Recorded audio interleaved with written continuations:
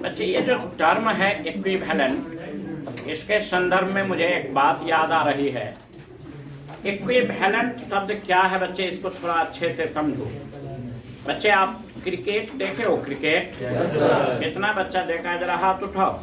वो सब देखा है? अच्छा, क्रिकेट देखा होगा बच्चे। तुम लोग सचिन तेंदुलकर को तो नहीं जानता होगा? जानता है? तुम लोगों के जन्म से पहले ही शायद छोड़ दिया था। No sir. लेकिन वो खेल रहा था। अच्छा, यानी कि तुम्हारा भी जन्म बहुत पहले हो गया, लेकिन और बच्चे एक को तो पक्का नहीं जानता होगा, वेंकटेश प्रसाद को जानता है? तो लोग वेंकटेश प्रसाद, और हम चूंकि अपने जमाने के गेंदबाज और बल्लेबाज को पहचानते हैं, इसलिए मैं बोल रहा हूँ।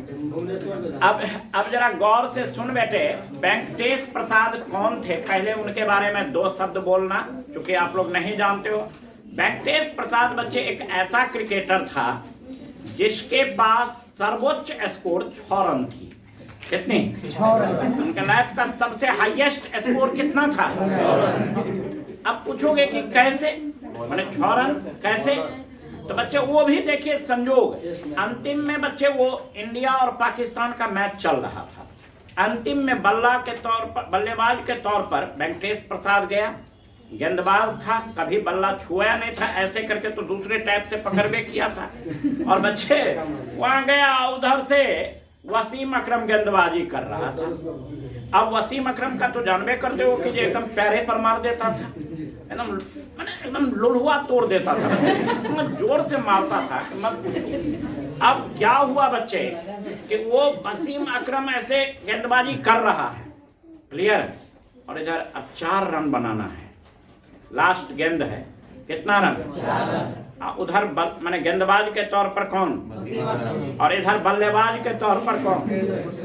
अच्छा, हम लोग एकदम बच्चे मायूस थे। हम लोग क्या थे? इतना मेहनत करके क्रिकेट देखते थे बच्चे, और हम लोग मायूस थे कि मतलब अब जो है इंडिया का हार सुनिश्चित है। उधर पाकिस्तान वाला सब चॉकलेट बांट लिया, पूरा पूरा माने जो दर्शक था वो क्या कर लिया बच्चे, पाकिस्तान का चॉकलेट बांट लिया कि अब तो हम जीतले हैं। इधर जो है हम लोगों का धड़कन एकदम बंद, हम लोग तो अपना धोकरी मार करके विदा हो गए, है कि नहीं? तो जाहिर से बात है बच्चे, वो गेंद फेंका और ये भी क्या किया, तो अपना ऐसे भाग करके चलते बना, मुड़ी झुका करके, है ना? अरे पता था इसको कि हमारा क्या है, हम तो आउट होना ही है कि ना? इधर सब समेट उमेट करके तैयार। वो जो कमेंटेटर था वो कहा कि अच्छा अब हमारा कमेंट्री का बारी समाप्त है। सुशील दोषी कमेंट्री कर रहा था, उसका बोलिए नहीं निकल रहा था। वो कहा कि अब हमारा कमेंट्री का बारी समाप्त है। इधर सब भुटभुटा करके रो रहा है, और उधर जो है बच्चे वो क्या किया कि मतलब अपना मार करके चल दिया। तो देखा कि दर्शक सहित जो आदमी सब था वो स्टेडियम में, वो जो माने प्ले ग्राउंड था उसमें दौड़ा।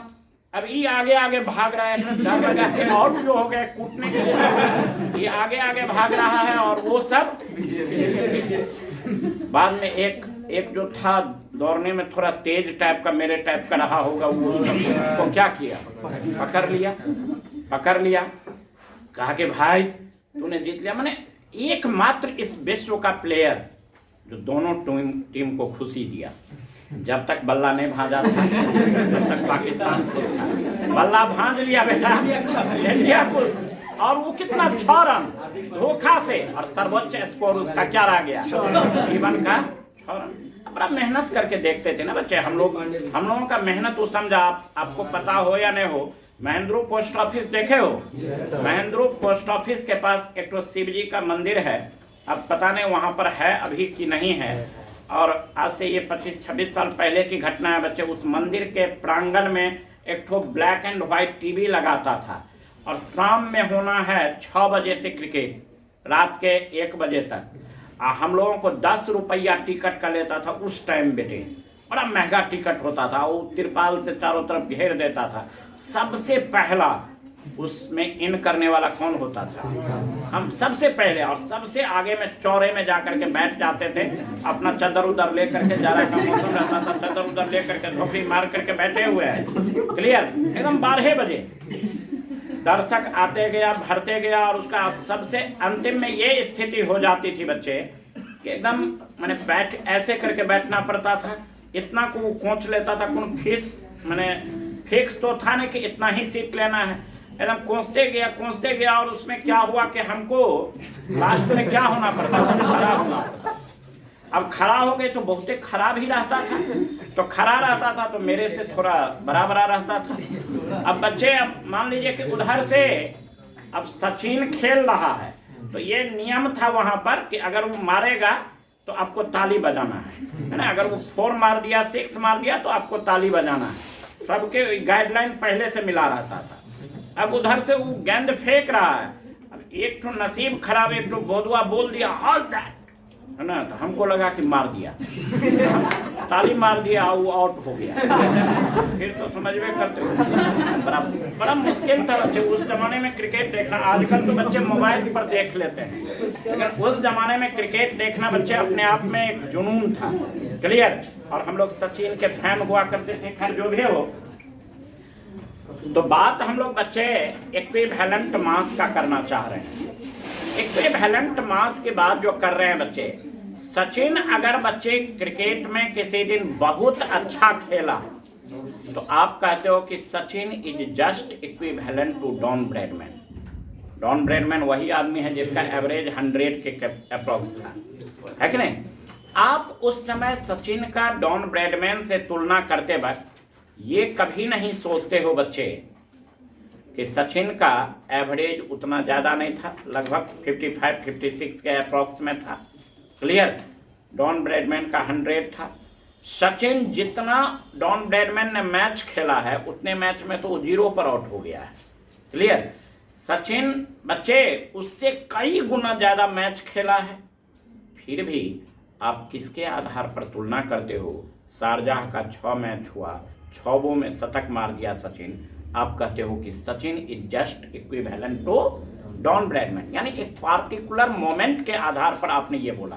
किसके आधार पर? एक पार्टिकुलर मोमेंट के आधार पर आपने बोला कि Sachin is just equivalent to Don Bradman. Clear? और बच्चे एक ऐसा भी सीरीज आया था ऑस्ट्रेलिया के खिलाफ जिसमें सचिन लगातार 2 रन 4 रन 6 रन पर लगातार पूरे सीरीज में आउट होते गया। हम इंडियन दर्शक क्या कह रहे थे कि Sachin is just equivalent to Venkatesh Prasad. Sachin just equivalent किसके हैं? इंडियन दर्शक है, तुरंत अपना मोटो चेंज करते हैं। Clear? Sachin is just equivalent to Venkatesh Prasad, Sachin is just equivalent to Don Bradman. यानी एक पार्टिकुलर सीरीज के आधार पर। अर्थात बच्चे, क्या आप इस तुलना करते वक्त सचिन के रन को देखे हो कि उसने जीवन में कितना बनाया है? नहीं ना देखे। सचिन ने कितना मैच खेला है ये तो नहीं देखे। सचिन ने कैसा बल्लेबाजी का टेक्निक लगाया है उसको तो नहीं देखे। आपने एक पार्टिकुलर रिएक्शन के आधार पर अपना रिएक्शन दिया और कहा कि Sachin is just equivalent to Venkatesh Prasad, ये जानते हुए कि वेंकटेश प्रसाद के जीवन का सर्वोच्च स्कोर कितना था। और आपने एक पार्टिकुलर रिएक्शन, एक पार्टिकुलर सीरीज के आधार पर बोला कि Sachin is just equivalent to Don Bradman, क्योंकि उसमें वो लगातार क्या मार रहा था? शतक। ठीक उसी तरीका से बेटे, आप लोग जब मोल कंसेप्ट की पढ़ाई कर रहे थे तो आपने एटॉमिक मास की पढ़ाई किया। किसका? किसका पढ़ाई किया बच्चे? एटॉमिक मास एक एब्सोल्यूट क्वांटिटी है बच्चे कि एक एलिमेंट के लिए वो लगभग फिक्स है। क्या है? मॉलिक्यूलर मास भी लगभग क्या है? फिक्स। जैसे अगर मैं बोलूंगा बच्चे कि फास्फोरस की एटॉमिक मास कितनी, आप तराक से कहोगे कि सर 31 बोलिए। आप कहेंगे कि 32 बोलिए, आप कहोगे कि 30 बोलिए, आप तराक से क्या बोलेंगे? 31। मैं कहूंगा कि बेटा सोडियम का एटॉमिक मास बोलो, 23। मैं कहूंगा कि सल्फर का एटॉमिक मास बोलो, आप कहोगे 32। खट खट बोलोगे बच्चे, क्योंकि एटॉमिक मास एक कैसी क्वांटिटी थी, वो किसी पार्टिकुलर सिचुएशन पर डिपेंड करने वाला। मॉलिक्यूलर मास एटॉमिक मास का अलजेब्रिक समेशन था। सो बच्चे मॉलिक्यूलर मास भी एक कैसी क्वांटिटी? Fix quantity. बोलो। लेकिन बच्चे इक्विवेलेंट मास एक फिक्स क्वांटिटी, यह डिपेंड करता है सिचुएशन पर। किस पर? किस पर डिपेंड करता है बच्चे? सिचुएशन पर। क्लियर? सो बच्चे इस इक्विवेलेंट मास जो सिचुएशन पर डिपेंड करता है अर्थात पार्टिकुलर रिएक्शन के आधार पर डिपेंड करता है, तो इक्विवेलेंट करने के लिए अर्थात बच्चे तुलना करने के लिए आपको किसी रिफरेंस फ्रेम की आवश्यकता पड़ती है। किसकी आवश्यकता? किसकी आवश्यकता पड़ेगी बेटे? रिफरेंस फ्रेम की आवश्यकता पड़ेगी। क्लियर? और केमिस्ट्री में रिफरेंस फ्रेम के तौर पर तुलना करने के लिए हम लोग 3 एलिमेंट को लेते हैं। पहला एलिमेंट हाइड्रोजन, बोलो हाइड्रोजन। दूसरा एलिमेंट ऑक्सीजन, बोलो ऑक्सीजन। और तीसरा एलिमेंट है बच्चे क्लोरीन। तीसरा एलिमेंट कौन है? क्लोरीन। आप बच्चे लोग मेरे से एक क्वेश्चन कर सकते हैं पहले कि सर आपने हाइड्रोजन को क्यों यहाँ रेफरेंस के तौर पर लिया? तुलना करने के लिए, इक्विवेलेंट करने के लिए, इक्विवेलेंट को समझाने के लिए फ्रेम ऑफ रेफरेंस के तौर पर आपने हाइड्रोजन को क्यों लिया? फिर आप सेकंड क्वेश्चन मेरे से पूछ सकते हो कि ऑक्सीजन को क्यों लिया। तीसरा क्वेश्चन पूछ सकते हो कि क्लोरीन को क्यों लिया, है कि नहीं? पहले इसको समझाइए तब आप तुलना कीजिएगा। तो बेटे हाइड्रोजन एक बच्चे सबसे खासियत इसकी है कि हाइड्रोजन जनरली, अभी चर्चा कर रहे थे कि जनरली सबके साथ रिएक्शन करने के लिए तैयार रहता है। क्लियर? हाइड्रोजन की खासियत है कि वह एक इलेक्ट्रॉन लूज कर सकता है। क्या कर सकता है? एक इलेक्ट्रॉन गेन कर सकता है। क्या कर सकता है? एक इलेक्ट्रॉन शेयर कर सकता है। क्या कर सकता है? हाइड्रोजन की वैलेंसी फिक्स है। क्या है? और वो कितनी है? हाइड्रोजन की कंबाइनिंग कैपेसिटी फिक्स है। क्या है? और वह कितने हैं? अपने कंबाइनिंग कैपेसिटी फिक्स होने के चलते हम लोग हाइड्रोजन को किसके तौर पर लिए हैं? Frame of reference. क्योंकि यहाँ रिएक्टिविटी की बात होगी, तुलना करते वक्त तुलना कैसे करोगे? सोडियम का किसके रिस्पेक्ट में? हाइड्रोजन। अगर सोडियम हाइड्रोजन के साथ रिएक्टिव नहीं हो तो फिर तुलना हो सकता है बच्चे? नहीं। सो जाहिर सी बात है बच्चे, हम लोग हाइड्रोजन को उसके कंबाइनिंग कैपेसिटी के आधार पर के तौर पर लिए हैं? Frame of. ठीक उसी तरीका से ऑक्सीजन की बारी आती है। किसकी? ऑक्सीजन की भी वैलेंसी बच्चे कितने हैं? और वो फिक्स हैं। क्या हैं? इसलिए बच्चे हम लोग किसको लिए? ऑक्सीजन को फ्रेम ऑफ रेफरेंस के तौर पर लिए। और बच्चे आप गौर से सुनिए, जब पेरियोडिक टेबल में ऑक्सीजन पर जाएंगे तो मैं आप बच्चों को पढ़ाऊंगा कि पूरे पेरियोडिक टेबल में जितना भी एलिमेंट हैं इनर्ट को छोड़ करके, किसको छोड़ करके? वह ऑक्सीजन के साथ रिएक्टिव हैं। किसके साथ? ऑक्सीजन के साथ। और जो ऑक्सीजन के साथ रिएक्शन करने से मना कर दे कि मैं ऑक्सीजन के साथ रिएक्शन नहीं करूंगा, दुनिया उसको इनर्ट कहता है। क्या कहता है? चाहे वह मेटल हो, चाहे वह नॉन मेटल हो, चाहे वह या हीलियम, ऑक्सीजन के साथ रिएक्शन करने से मना कर दिया, दुनिया उसे क्या कहा? नियन, आर्गन, क्लियर, क्रिप्टन, जेनन नॉर्मली नहीं करता है, रेडन नॉर्मली नहीं करता है। सो बच्चे ये सब क्या है? इनर्ट। गोल्ड, बोलो गोल्ड। आप पद्मनाभ मंदिर का नाम सुने हो? मैंने सुना था बच्चे कि वहाँ पर बहुत सारा सोना है, वो अथी सब में, वो घर सब में बंद है, पूरा एक एक घरे में सोना है ना? मालूम है कि नहीं? 8-9 कोठली में क्या है? पूरा का पूरा कोठली सोना से भरा हुआ है। अगर उसको केवल भारत सरकार को दे दिया जाए तो समझिए भारत सरकार रातों रात धनी है कि नहीं?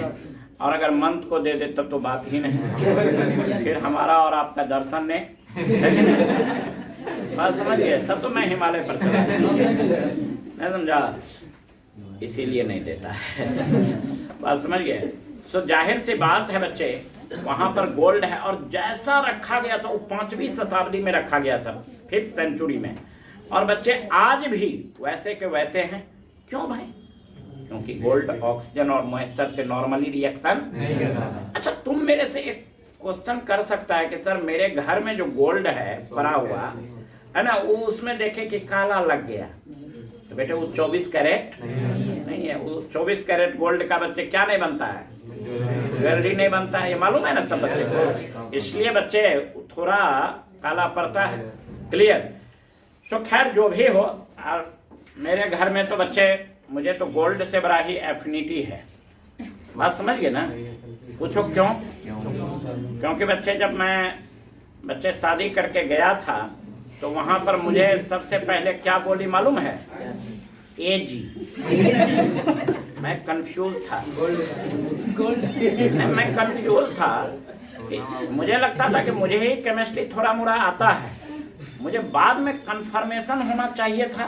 मैं कंफर्म होना चाह रहा था। मुझे लगा कि अरे बाप, मैं तो केमिस्ट्री जानता हूँ, ये तो केमिस्ट्री में बातों केमिस्ट्री है मैं। मुझे लगा कि मैं इसको इतना प्यारा लग गया कि बाद में मुझे पता चला, मुझे लगा इतना प्यारा लगा कि मुझे कह रही है चांदी। ये जी मैंने सिल्वर होता है ना, तो मैं भी कहा एयू। मैं भी क्या कहा? मैं भी सोना बोल दिया। बाद में मुझे पता चला कि वो केमिस्ट्री क्या किसी भी मिस्ट्री से बहुत दूर तक उनका कोई रिलेशन है। मैंने पूरे बच्चे साइंस, आर्ट, कॉमर्स किसी से रिलेशन नहीं। बाद में पता चला, लेकिन शुरू में तो मुझे पता चला कि एजी बोला तो मुझे भ्रम हो गया। खैर जो भी हो, तो बच्चे ये जो एयू है कौन? मरकरी है कौन? प्लेटिनियम है कौन? ये ऑक्सीजन से नॉर्मली रिएक्शन, इसलिए बच्चे इसको इनर्ट मेटल कहते हैं। क्या कहते हैं? लेकिन जनरली बाकी सारे एलिमेंट्स जो हैं बच्चे वह किसके साथ रिएक्शन करते हैं? और ऑक्सीजन की वैलेंसी भी क्या है? फिक्स है। इसलिए ऑक्सीजन को भी हम लोग किसके तौर पर लेते हैं? बोलो, फ्रेम ऑफ। तीसरा एलिमेंट है बेटे क्लोरीन। तीसरा एलिमेंट कौन है? क्लोरीन को भी हम लोग किसके तौर पर लेते हैं बेटा? आप मेरे से क्वेश्चन कर सकते हो कि क्यों लेते हैं? क्योंकि उसकी भी वैलेंसी कितनी? और बच्चे हाई इलेक्ट्रॉन एफिनिटी को रखता है। किसको? ऑलवेज बच्चे एक इलेक्ट्रॉन लेने के फिराक में रहता है। सो बच्चे यह क्या है? High electron affinity. और बच्चे इसकी भी वैलेंसी 1 होने के चलते तीसरा फ्रेम ऑफ रेफरेंस किसको सेलेक्ट किया गया? तो बच्चे इक्विवेलेंट शब्द को डिफाइन करने के लिए कितना एलिमेंट? कौन कौन? पहला बात क्लियर, सब बच्चे के दिमाग में रहेंगे। हाइड्रोजन की वैलेंसी कितनी? और बच्चे क्लोरीन की, ऑक्सीजन की। अब मेरा बच्चा मुझे बताएगा हाइड्रोजन का एटॉमिक मास बोलो 1। पर यूनिट एटॉमिक मास के लिए वैलेंसी कितना है? तो बच्चे 1/1 कितना? यानी हाइड्रोजन का फ्रेम ऑफ रेफरेंस के तौर पर कितना इक्विवेलेंट मास लेना है? कितना लेना है? तुलना करने के लिए कितना लेना है? अब बेटा बारी आ रही है ऑक्सीजन की। किसकी? ऑक्सीजन का एटॉमिक मास मेरा बच्चा बताएगा। बोलना बेटा। और इसकी वैलेंसी कितनी? 16/, कितना? कितना? यानी बच्चे पर यूनिट इक्विवेलेंट शब्द को डिफाइन करने के लिए आप ऑक्सीजन का कितना लोगे? 8। तो क्लियर हुआ कि हाइड्रोजन का 1 क्यों लेते हैं और ऑक्सीजन का 8 ग्राम क्यों लेते हैं रेफरेंस के तौर पर। ये चीज क्लियर हुआ। अब क्लोरीन का एटॉमिक मास बोल बेटा 35 और उसकी वैलेंसी बोल बेटे 35.5 बट्टे कितना हो जाएंगे? उसका कितना लोगे? तो बेटे मेरे कुछ क्वेश्चंस का जवाब मेरे बच्चे देंगे। हाइड्रोजन का कितना? ऑक्सीजन का, क्लोरीन का। तीन को क्यों फ्रेम ऑफ रेफरेंस लिया गया? क्योंकि हाइड्रोजन, ऑक्सीजन और क्लोरीन तीनों की वैलेंसी क्या है? लगभग फिक्स है। इसका वैरी, इसलिए इस तीनों को किसके तौर पर लिया गया? आप मेरे से कह सकते हैं कि क्या इस तीने का फिक्स है? नहीं, बहुत का फिक्स है। लेकिन सब बच्चे सबके साथ रिएक्शन, ये तीन का क्या उपाधि मिला हुआ है? सबके साथ रिएक्ट करने का। तो आप ऐसे भुदवा का सिलेक्शन करना चाहेंगे जो एक पार्टिकुलर, जैसे होता है ना बच्चे, अब जैसे कोई फिजिकल पढ़ा रहा है, कोई इनऑर्गेनिक पढ़ा रहा है, कोई ऑर्गेनिक पढ़ा रहा है, आप ऐसे सिलेक्शन करोगे। मैं अभी बच्चे मुझे पता चला कि मेरे गांव में जो डॉक्टर साहब हैं वो सब कुछ का जांच कर लेते हैं। अभी मेरे बायां कान में था क्या दर्द, तो मैं गया डॉक्टर साहब के यहाँ। तो पहले तो कहा कि जब मैं कान का डॉक्टर नहीं हूँ। तो ठीक है, तो कान का डॉक्टर कहाँ मिलेंगे? तो फलाने जगह मिलेंगे। वहाँ पर गया तो कहा क्या कि ये कौन कान में दर्द है? तो हम कहे कि बायां कान में, तो कहा कि नहीं मैं दायां कान का है, समझा। अब बच्चे मैं तो अभी दौड़ते दौड़ते ही मर जाऊंगा, नहीं अब कान का दर्द तो ऐसे ही एकदम बमकल्ला लिए हुए हैं, और इधर हम स्थिति क्या है, मर रहे हैं। क्लियर। सो कहने का सेंस कि आप इस तरीका के दौड़ धूप करना पसंद करोगे, कोई फिजिकल पढ़ा रहा, कोई ऑर्गेनिक, कोई इनऑर्गेनिक, और उसमें भी बच्चे बड़का बड़का जो कोचिंग सब है उसमें तो सुने हैं कि एक चैप्टर का स्टार होता है, कितने का, माने वो एक चैप्टर पढ़ा दिया, दूसरा चैप्टर पूछो कि हम नहीं जानते हैं। क्लियर। तो जाहिर से बात है, अब जरा आप गौर से सुनो, तो हाइड्रोजन, ऑक्सीजन और क्लोरीन, इस तीन को फ्रेम ऑफ रेफरेंस के तौर पर इसलिए लेते हैं क्योंकि ये जनरली सबके साथ रिएक्टिव हैं, पहला बात। दूसरा बात बच्चे कि हाइड्रोजन, ऑक्सीजन एंड क्लोरीन, ये तीनों जो हैं बच्चे, इसकी वैलेंसी क्या है, फिक्स है। क्लियर। सो बच्चे हम चाहते हैं कि आप इक्विवेलेंट मास को डिफाइन कीजिए। Equivalent mass, it may be defined as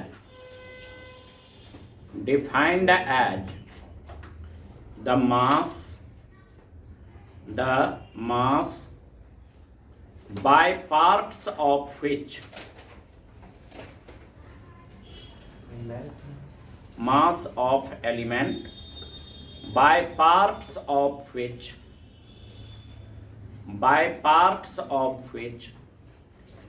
added or displaced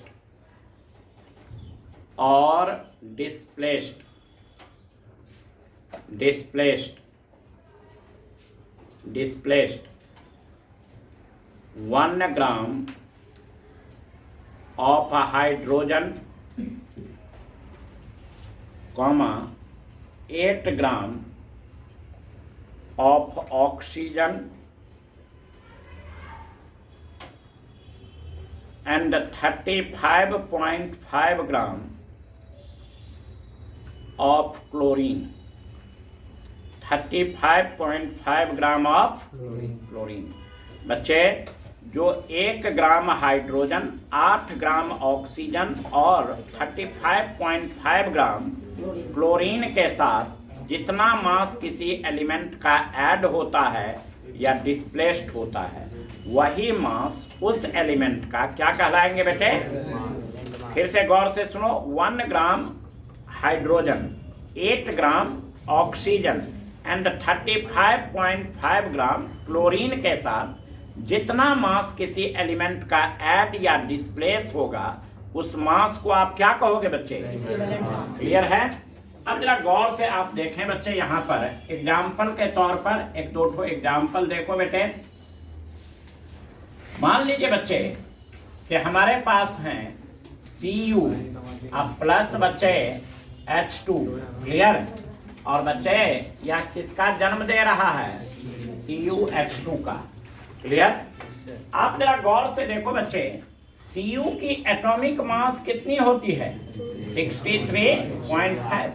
और मैंने बच्चे आपको स्टोइकियोमेट्री पढ़ाते वक्त बोला था कि रिएक्शन जब भी होता है तो मोल के टर्म में, किसके टर्म में? तो ये कितना मोल है? और 1 मोल एटम का मास, ग्राम एटॉमिक मास, बोलो। तो Cu का एटॉमिक मास कितना? बच्चे ये क्या लिख दोगे?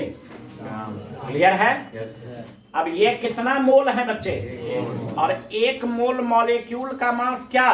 Gram molecular mass. तो हाइड्रोजन का मॉलिक्यूलर मास 1 गुने 2 यानी 2 नहीं? तो बच्चे ये कितने हो जाएंगे? हो जाएगा? बोलो। तो हम लोग क्या लिखें बच्चे? सो हम लोग लिख सकते हैं कि सिंस 2 ग्राम ऑफ हाइड्रोजन, 2 ग्राम किसका बच्चे? एडेड विथ, ऐड हो रहा है कितना के साथ रे बचवा? 63 बोलना बेटा, 63.5 ग्राम ऑफ। इसलिए बच्चे हमने डिफिनीशन बताते वक्त हाइड्रोजन का कितना के साथ रिएक्शन करवाने के लिए कहे थे?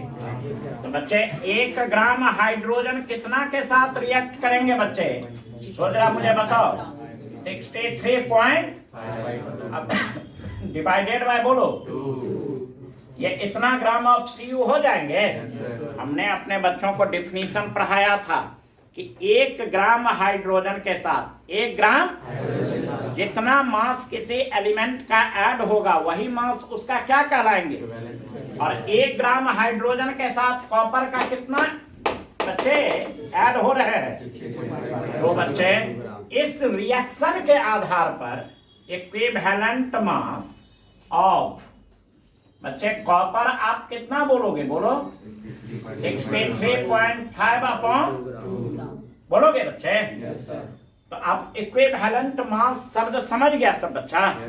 1 ग्राम हाइड्रोजन के साथ जितना मास किसी एलिमेंट का रिएक्शन में भाग लिया है वह क्या कहलाएंगे बच्चे? 8 ग्राम ऑक्सीजन के साथ जितना मास बच्चे भाग लिया है वह उसका क्या कहलाएंगे? ये सब बच्चा समझ रहा है? कोई दिक्कत है तो एक बार बोल ले बेटा। नहीं, मैं एक दूसरा एग्जांपल दूं, आप जरा गौर से देखिए बच्चे। एग्जांपल नंबर 2, बच्चे कार्बन ऑक्सीजन के साथ कॉम्बिनेशन किया और किसका जन्म दिया बेटा? कार्बन की एटॉमिक मास तो नहीं ना बताना पड़ेगा?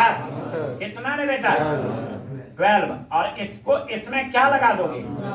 ये मोल के टर्म में है, सब बच्चा जान रहा है कि नहीं? और ये कितना मोल? 1 मोल के लिए यहाँ कितना? बात समझ गया? तो मुझे मेरा बच्चा बताएगा कि 32 ग्राम ऑक्सीजन कितने ग्राम कार्बन के साथ? तो बेटा सिंस 32 ग्राम ऑफ ऑक्सीजन है ना कंबाइंस विथ या एडेड विथ कितना के साथ रे बचवा? एडेड विथ कितना? 12 ग्राम ऑफ किसके साथ? इसलिए बेटे आप सारे बच्चे मुझे बताओ कि 8 ग्राम कितने के साथ करेंगे कॉम्बिनेशन? 12 अपॉन N2 ये हो जाएंगे बच्चे। अब तो सारे बच्चे समझ गए होंगे ये कितना आया बच्चे? 3 ग्राम आया। तो यहाँ पर अगर कार्बन का इक्विवेलेंट मास इस रिएक्शन के बेसिस पर पूछे तब हमारा बच्चा क्या जवाब देगा? बोलो आप बच्चे इतना उतारिए, जरूरी है बच्चे, इसलिए इसको आप देखिए। यही सी सॉलिड किसके साथ कॉम्बिनेशन करने के लिए गया? हाफ O2 गैस के साथ। और ये किसका जन्म दे दिया बच्चे? CO2 गैस का। किसका जन्म दिया है? अब जरा यहाँ पर तू बच्चा लोग मुझे बताएगा बच्चे, इधर देखो, कार्बन का एटॉमिक मास बोलो। ये 32/2 कितना? ये सब बच्चा समझ रहा है?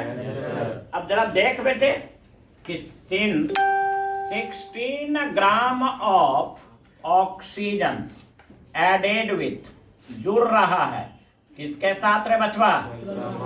12 gram of.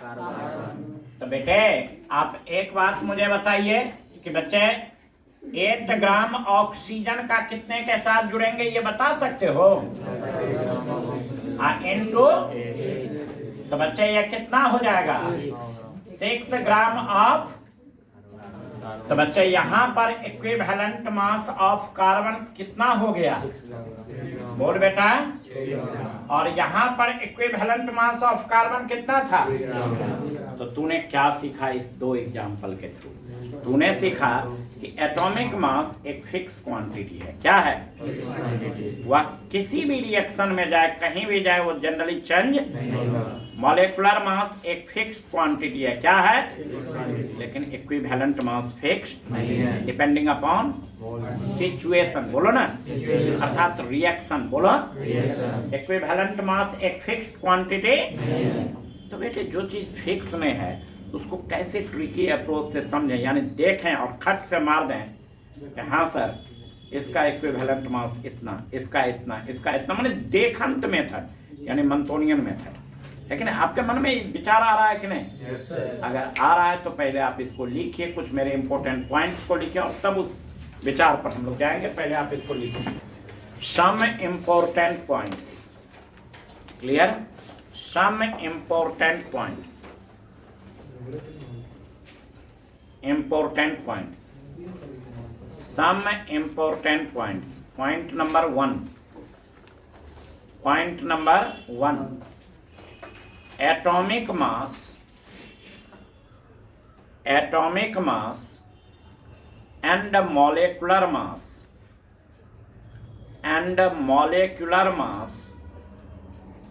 is a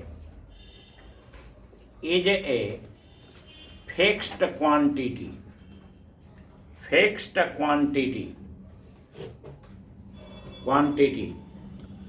But उसको देखो तो कौन आ रहा है? करते हैं अच्छा, उसको कैसे करेगा?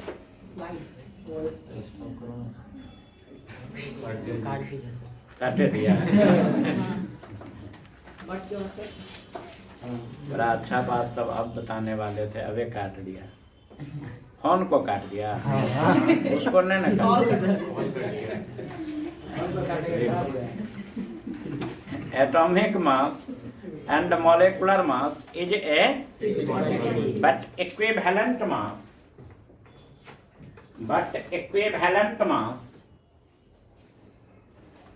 depends upon the situation.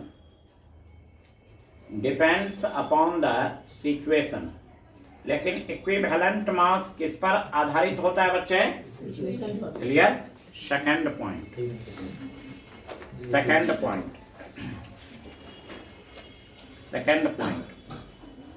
equivalent mass of hydrogen, oxygen and chlorine remains fixed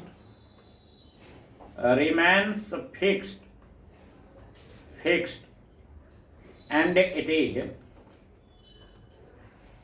is 1,8 and 35.5 respectively.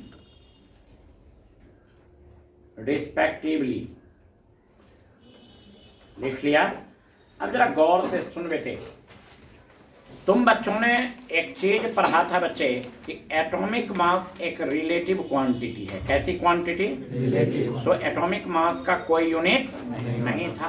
मॉलेकुलर मास भी एक कैसी क्वांटिटी है? अतः मॉलेकुलर मास का भी कोई यूनिट नहीं।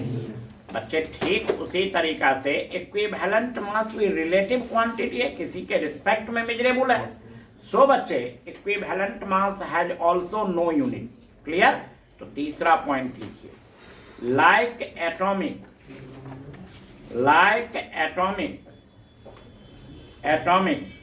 And molecular mass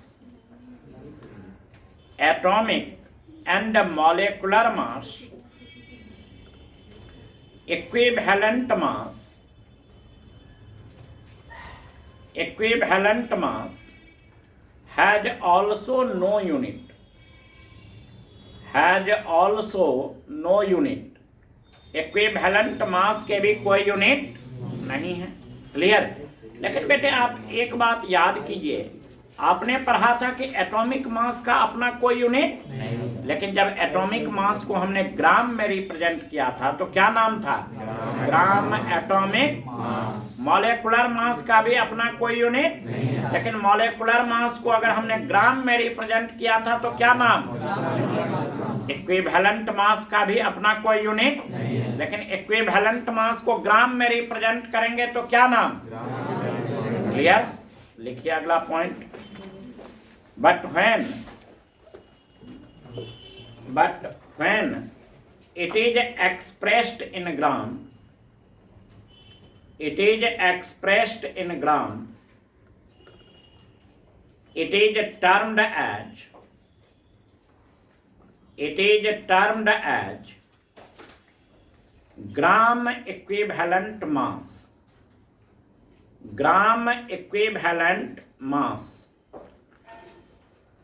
clear? Gram equivalent. अगला पॉइंट बच्चे, ग्राम एटॉमिक मास 1 मोल एटम का मास था, कितने का? Gram molecular mass 1 mole of molecule का मास था, किसका मास? ग्राम इक्विवेलेंट मास किसका मास था?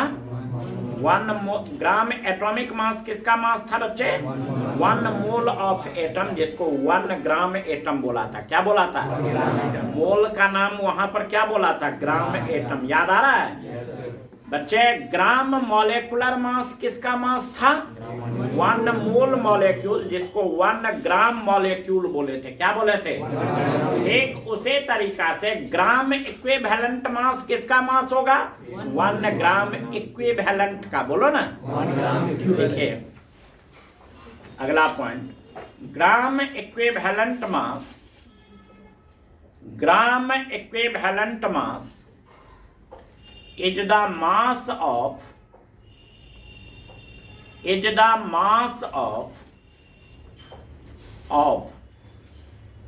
1 gram equivalent, 1 gram equivalent। Gram equivalent mass किसका मास होगा बच्चे? 1 ग्राम इक्विवेलेंट का मास होगा। क्लियर? अब बच्चे आप याद कीजिए कि 1 ग्राम एटम अर्थात 1 मोल एटम, 1 ग्राम मॉलिक्यूल अर्थात 1 मोल मॉलिक्यूल। अब बच्चे 1 ग्राम इक्विवेलेंट को आप सीधे इक्विवेलेंट भी बोल सकते हो। क्या बोल सकते हो? अब इसको मोल तो नहीं बोलना है, तो आप इसको सीधे क्या बोल सकते हो? इक्विवेलेंट। और बच्चे आपने पढ़ रखा है, जरा इधर देख लो बेटे, आपने क्या पढ़ा था कि number of moles of atoms. आप याद कीजिए बच्चे, मोल कंसेप्ट को हमने पढ़ाया था कि अगर मास दिया हुआ है उसको किस यूनिट में ले आओ? ग्राम में। किसका? एटम का। और इसमें किससे डिवाइड करने को बोला था? ग्राम एटॉमिक मास से। बोलो ना। अब बच्चे नंबर ऑफ मोल्स क्या था बेटा? नंबर ऑफ मोल्स ऑफ किसका? मॉलिक्यूल्स का। और अगर आपको क्या दिया हुआ हो? मास। किस यूनिट में? ग्राम में ले आओ। किसका? और डिवाइड किससे करो? बोल बेटा। Gram molecular. तो इसी तरीका से ये दो चीज हम लोग मोल कंसेप्ट में पढ़ चुके हैं। कहाँ पर? आज बच्चे हम लोग क्या करेंगे? नंबर ऑफ इक्विवेलेंट लाएंगे। क्या? तो बच्चे अगर नंबर ऑफ इक्विवेलेंट हमारे बच्चों को पूछे कि नंबर ऑफ इक्विवेलेंट क्या होंगे, तो हम लोग क्या लिख सकते हैं बच्चे? मास। बोलो, किस यूनिट में? किसका बच्चे? एलिमेंट का, कंपाउंड का, आयंस का, जिसका रहे, डिवाइडेड बाय उसका gram equivalent mass. Gram equivalent mass. तो बच्चे एक मन में विचार उठना चाहिए। पहले आप इतना लिखिए, तब आपके मन में क्या विचार उठना चाहिए उस पर चर्चा करें।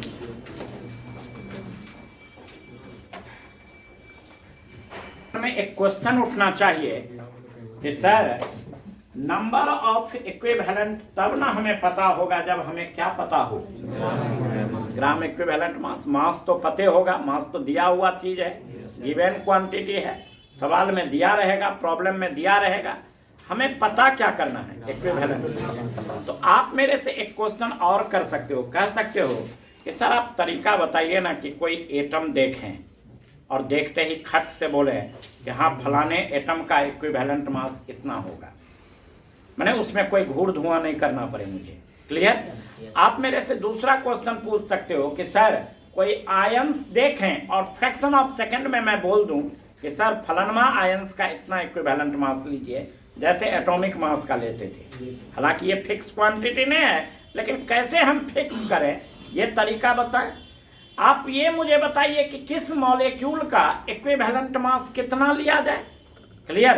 कैसे लिया जाए ये तरीका बताइए। तब आप मेरे से पूछ सकते हो कि सर एसिड का इक्विवेलेंट मास मैं कैसे निकालूं। तब मेरे से आप पूछ सकते हो कि सर बेस का इक्विवेलेंट मास कैसे निकालूं। तब आप मेरे से पूछ सकते हो कि हाइड्रेटेड साल्ट का कैसे निकालूं, तब मेरे से पूछ सकते हो कि डबल साल्ट का कैसे निकालूं, तब मेरे से आप पूछ सकते हो कि ऑक्सीडाइजिंग एंड रिड्यूसिंग एजेंट का कैसे निकालूं। और अगर आप मेरे से ये बात पूछोगे तो मैं कहूँगा नेक्स्ट क्लास में बच्चे सब क्लियर